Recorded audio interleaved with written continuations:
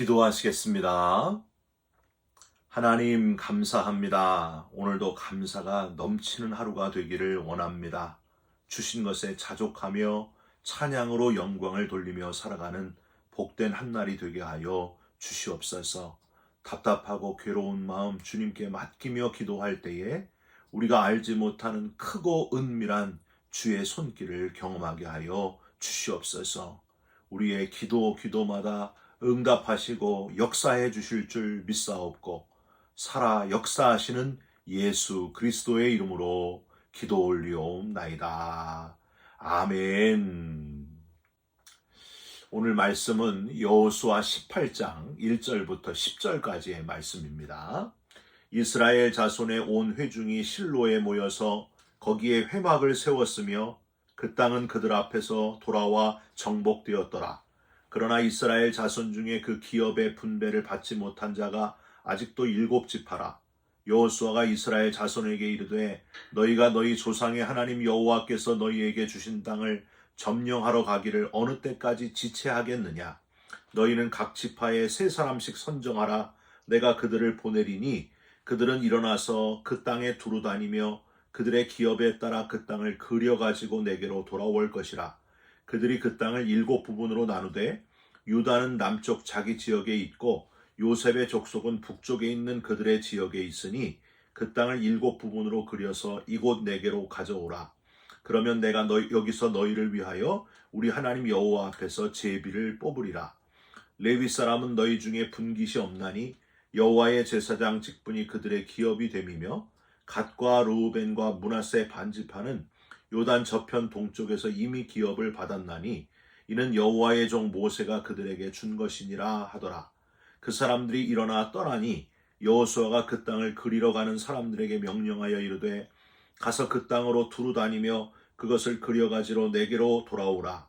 내가 여기 실로의 여호와 앞에서 너희를 위하여 제비를 뽑으리라 하니 그 사람들이 가서 그 땅으로 두루 다니며 성읍들을 따라서 7부분으로 책에 그려서 실로 진영에 돌아와 여호수아에게 나아오니 여호수아가 그들을 위하여 실로의 여호와 앞에서 제비를 뽑고 그가 거기서 이스라엘 자손의 분파대로 그 땅을 분배하였더라. 아멘. 오늘은 여호수아 18장 1절부터 10절까지의 말씀으로 나머지 땅 분배라는 제목의 말씀을 우리 함께 나누고 기도하는 시간을 갖겠습니다. 한 수도원 정원에서 수도사가 흙을 고르고 있었습니다. 그때 수도원에 들어온 지 얼마 안 된 신참 후배 수도사가 곁에 다가왔습니다. 선배 수도사가 이렇게 부탁을 해요. 이 단단한 흙 위에다가 물을 좀 부어주겠나. 그랬더니 후배 수도사가 물을 붓자 물이 모두 옆으로 다 흘러버렸습니다. 선배 수도사가 흙덩어리를 망치로 하나하나 깨기 시작했습니다. 그는 부서진 흙을 모아놓고 다시 후배 수도사에게 물을 부어보라고 말합니다. 보드랍게 부서진 흙은 물을 흠뻑 머금게 됩니다. 선배 수도사가 말합니다. 이제야 잘 스며드는구만. 여기에 씨가 뿌려진다면 꽃도 잘 피고 열매도 풍성히 맺을 수 있겠군. 우리도 흙과 같다네. 우리의 자아가 보드럽게 깨어져야 하나님께서 물도 주시고 씨앗도 심으시고 그렇게 될 때에 인생의 꽃도 활짝 피고 풍성한 열매가 맺히는 거라네. 이것을 깨어짐의 영성이라고 부르지. 사랑하는 성도 여러분, 땅의 흙을 보실 때마다 2가지를 꼭 기억하셨으면 좋겠습니다. 이 땅의 주인은 하나님이시다 하는 것과 하나님이 이 땅의 흙으로 저와 여러분을 지으셨고 잘 부서지면서 하나님께서 잘 사용하시도록 주인이 쓰시기에 합당한 깨어짐의 영성을 갖춘 그리스도인 되시기를 주님의 이름으로 부탁드립니다. 오늘 본문도 어제에 이어서 여호수아가 땅을 분배하는 이야기가 계속되고 있습니다. 지금까지 가나안 땅을 분배받은 지파는요, 요단 동편의 르우벤 지파, 갓 지파, 므낫세 반 지파, 그리고 요단 서편의 유다와 에브라임, 므낫세 반 지파였습니다. 므낫세 반 지파를 한 지파로 셈을 하면 12지파 중에 총 5지파가 땅을 분배받았고요. 몇 지파 남았어요? 7지파가 남았습니다. 이 7지파가 땅을 분배받아야 되는데 오늘 본문 1절을 한번 보세요. 이스라엘 자손의 온 회중이 실로에 모여서 거기 회막을 세웠으며 라고 되어 있습니다. 그동안 회막은 길갈에 있었는데 이 회막을 실로로 옮기게 되었다 하는 걸 우리는 발견할 수 있습니다. 여러분 왜 옮겼을까요? 3절을 한번 보세요. 그 원인을 발견할 수 있습니다. 3절에 여호수아가 이스라엘 자손에게 이르되 너희가 너희 조상의 하나님 여호와께서 너희에게 주신 땅을 점령하러 가기를 어느 때까지 지체하겠느냐? 어느 때까지 지체하겠느냐? 즉 지난 40년간의 광야 유랑 생활과 7년간의 가나안 정복 전쟁으로 지금 백성들이 지칠 대로 지쳐서 이 7지파 백성들이 땅을 정복하여 얻는 그런 것보다 휴식을 더 원했다 하는 걸 우리는 여기서 예상할 수 있습니다. 이제 쉬고 싶습니다. 그랬다는 거예요. 여호수아는 이렇게 지치고 열정을 잃어버렸으며 한참 나약해진 백성들에게 다시 용기를 주고 새롭게 사명을 부여잡고 일어서도록 영적인 전환점이 필요하구나 하는 것을 깨닫게 되었습니다. 그래서 회막 이사를 결정한 거예요. 가나안 땅의 중심인 실로로 회막을 옮김으로 다시 하나님의 뜻을 재확인하고 열정이 다시 활활 타오르도록 했다는 사실입니다. 사랑하는 성도 여러분, 혹시 저와 여러분 중에 지금 신앙적인 갱년기, 즉 지치고 많이 힘이 빠진 상태로 신앙생활하고 있는 분 있습니까? 내 신앙의 중심이 어디에 있는지를 꼭 점검하시기를 바랍니다. 하나님 중심으로 신앙의 열정이 다시 뜨거워지시기를 주님의 이름으로 축원드립니다. 무슨 특별한 프로그램으로 신앙이 회복되는 게 아니에요.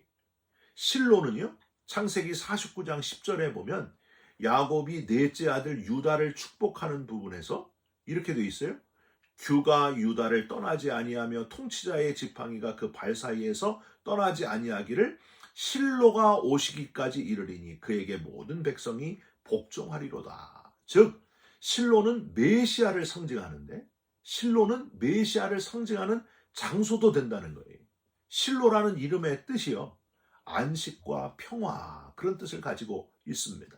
즉 메시아 된 예수님께서 오셔서 우리를 구원하심으로 우리가 참 안식을 누리고 하나님과 우리 사이에 참 평화를 누리게 된다 하는 그 의미가 바로 실로라는 이름에 담겨져 있다는 거예요. 구약에서부터 예언된 메시아께서 오셔서 십자가에 달려 저와 여러분을 대신해서 대신 죽어주심으로 목숨을 내어주심으로 우리를 구원해 주셨다는 사실, 영원한 생명을 우리에게 주신 분, 생명의 은인이신데 우리가 낙심해 있고 지쳐 있을 시간이 어디 있습니까? 다시 일어서야 된다는 거예요. 다시 뜨거워져야 된다는 거예요. 구원받은 감격으로 열정을 회복해야 된다는 겁니다. 다시 그 은혜로 인하여서 뜨거워지시기를 주님의 이름으로 부탁드립니다. 그냥 쉬거나 아무것도 안 하는 게 신앙의 회복의 방법이 아니라는 거예요. 세상 사람은 무슨 말이 있어요? 잠은 죽어서나 자라, 이런 말이 있잖아요. 그러면서 열심히 뛰고 있는데 저와 여러분은 죽음 이후까지 보장된 사람들 아닙니까? 저와 여러분에게 영생이 주어져 있지 않습니까? 부활의 나라에 들어갈 특권이 이미 주어져 있지 않습니까? 할렐루야. 어깨를 팍 펴시고 소망을 가지고 다시 일어서시기를, 열정이 다시 회복되시기를 주님의 이름으로 부탁드립니다. 여호수아는 7지파에게 대표 3명씩을 뽑으라고 합니다. 4절을 한번 보세요. 너희는 각 지파에 3사람씩 선정하라. 내가 그들을 보내리니 그들은 일어나서 그 땅에 두루다니며 그들의 기업에 따라 그 땅을 그려가지고 내게로 돌아올 것이라. 그러니까 직접 가서 그 땅에 두루다니며 정복할 땅, 가나안 땅을 돌아다니면서 그 땅을 하나하나 그려가지고 내게로 돌아오라. 즉 지도를 그려가지고 오라고 지금 요구를 하고 있습니다. 그리고 7부분으로 이제 나누어서 6절 끝에 제비를 뽑으리라 했고 마지막 10절 보시면요, 여호수아가 그들을 위하여 실로의 여호와 앞에서 제비를 뽑고 그가 거기서 이스라엘 자손의 분파대로 그 땅을 분배하였더라 라고 되어 있습니다. 미리 말한 그대로 정확하게 제비를 뽑아서 나머지 7지파의 땅을 분배하게 되었다는 겁니다. 지도를 그려가지고 오라는 것에서 우리는 우리의 목표를 분명하게 우리 눈에 보이도록 그렇게 할 필요가 있다 하는 사실을 먼저 깨달을 수 있습니다. 여러분, 다이어트를 하려는 분들을 보면은요, 젊었을 때 아주 날씬할 때 사진, 전신 사진을 딱 만들어 가지고 놓고 그걸 매일 보면서 다이어트를 하잖아요. 그럴 때에 그 실천하게 되고 결국에 그 목표를 수시로 볼 수 있게 하면서 효과를 거두게 되는 것을 우리는 보게 됩니다. 여러분, 제가 아는 집사님은요, 결혼하기 전에 자기의 배우자를 위해서 10가지를 수첩에 정확하게 적어놓고 매일매일 기도를 하셨습니다. 구체적으로 기도했더니 결혼 후에 그 10가지가 하나도 틀리지 않고 정확하게 응답받았다 한 그 증거를 저에게 보여주셨습니다. 저는 정말 소름 돋게 놀랍더라고요. 저와 여러분은 눈에 보이도록 신앙의 목표를 분명히 할 필요가 있습니다. 그런데 7지파가 제비 뽑기를 했다 하는 것에서 우리는 사람의 방법으로 하지 않고 제비 뽑기, 즉 하나님이 주인이신 것을 놓치지 말아야 한다 하는 걸 우리는 교훈으로 깨달을 수 있습니다. 아이성 전투에서 실패하고 이스라엘 백성들이 하나님의 뜻을 구할 때에 제비 뽑아 도둑질을 했던 누가 나왔어요? 아간이 정확하게 선별되어 나오지 않습니까? 자기 이득만 목표였던 아간은 사람들이 던진 돌에 맞아서 결국에는 죽고 말았습니다. 아까 집사님의 배우자를 위한 기도 제목 10가지를 제가 뭐가 써있었는지 기억을 해보니까 개인적인 욕심으로 적어놓은 건 딱 한 가지만 기억이 나요. 키 큰 남자를 내게 주옵소서. 집사님이 키가 작으니까 키 큰 배우자를 달라고 기도했다는 거예요. 나머지 9가지는 철저히 개인적인 욕심이 아닌 하나님 영광을 드러내기 위한 기도 제목이 정확하게 쓰여져 있더라고요. 집사님은 하나님이 주인이신 것을 잊지 않고 기도했고 나머지 키 큰 배우자를 달라는 것까지 그대로 하나님이 다 응답해 주셨구나 하는 걸 깨달을 수 있었습니다. 우리가 잘 아는 마태복음 6장 33절 뭐예요? 그런즉 너희는 먼저 그의 나라와 그의 의를 구하라. 그리하면 이 모든 것을 너희에게 더하시리라. 오늘 본문 6절과 8절에 보면은요, 아주 중요한 문구가 반복해서 보입니다. 6절을 한번 보세요. 뒷부분에 그러면 내가 여기서 너희를 위하여 우리 하나님 여호와 앞에서 제비를 뽑으리라. 8절도 보세요. 끝에 내가 여기 실로의 여호와 앞에서 너희를 위하여 제비를 뽑으리라 하니, 여호와 앞에서 철저하게 우리 하나님 여호와 앞에서 실로의 여호와 앞에서 제비를 뽑게 하시고 하나님이 주인이심을 드러냈던 여호수아의 지도력과 그리고 백성들의 순종으로 나머지 7지파가 가장 공정하고 은혜롭게 나머지 땅을 차지하게 되었다, 분배받게 되었다 하는 사실입니다. 처음에 말씀드린 대로 단단한 흙덩어리처럼 내가 나로 꽉 채워져 있으면요, 하나님께서 부어주시는 물, 하나님의 은혜가 들어갈 수도 없고 씨도 들어갈 수도 없고 꽃도 필 수도 없고 열매도 맺을 수가 없다는 거예요. 주인이신 하나님 앞에서 나를 철저하게 깨트리시고 부서뜨리시면서 하나님이 나를 통해 열매를 맺으시도록, 그래서 귀하게 쓰임받는 흙이 되시기를 주님의 이름으로 축원드립니다. 우리 함께 기도하시겠습니다. 하나님, 하나님이 주인이신 것을 잊지 않게 하여 주시옵소서. 내 자아가 깨어지게 하시고 내가 부서지게 하시고 욕심을 이기게 하시고 여호와 앞에서 하나님의 뜻을 발견하고 다시 열심히 뛰는 열정적인 살아있는 그리스도인 되게 하여 주시옵소서. 우리에게 이미 영생을 주신 것, 부활의 나라에 들어갈 그 특권을 허락해 주신 것을 감사드립니다. 그 부활의 땅을 예비해 놓으신 것을 너무너무 감사드립니다.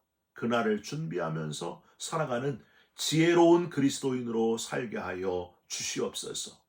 예수 그리스도의 이름으로 기도 올리옵나이다. 아멘.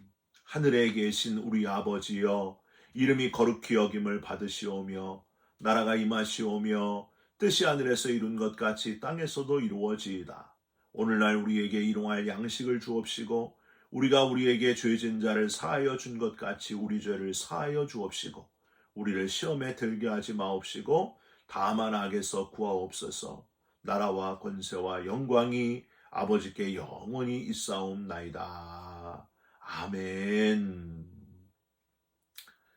사랑하는 성도 여러분, 하나님께서 우리의 주인 되심을 잊지 말고 하나님의 방법대로 제비뽑기로 하나님이 어떤 길을 내게 원하시는가 늘 하나님의 뜻을 물으시면서 승리의 삶을 살아가시기를, 감사의 삶을 살아가시기를 주님의 이름으로 부탁드립니다.